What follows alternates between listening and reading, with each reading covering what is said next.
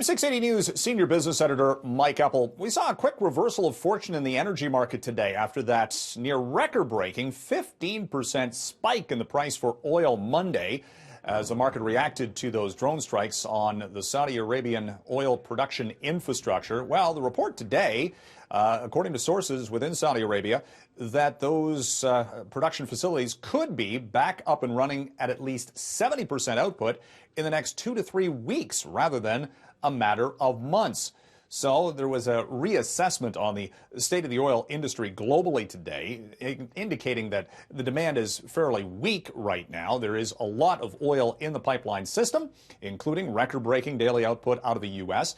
Talk that the Alberta government could raise some of the production quotas that had been put in place earlier this year, only if that rail, however, or oil is delivered by rail, however. But the added supply stabilizing things somewhat, and the price for oil quickly dropped back by more than 7% during today's trading session. Price at the pumps, meantime, going up at midnight tonight.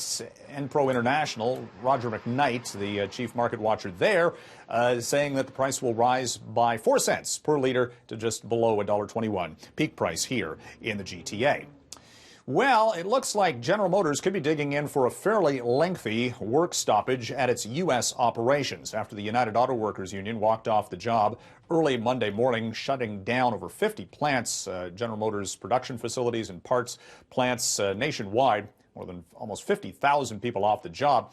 Reports today indicating that General Motors actually has a lot of inventory on the dealership lots, upwards of 99 days worth of inventory for the highly profitable pickup trucks and 77 days of inventory for all types of vehicles. So that gives them some room to maneuver when it comes to those contract negotiations, and they don't necessarily have to get production immediately back up and running. Latest indication from Canada's economy today, pointing to a little bit of a summertime slowdown for the manufacturing sector in this country, led by some furloughs of the auto sector during the summertime months. July manufacturing sales, output, production, all down by more than 1%, according to some data points in from Stats Canada, and that points to a fairly sluggish start to the second half of the year for the economy.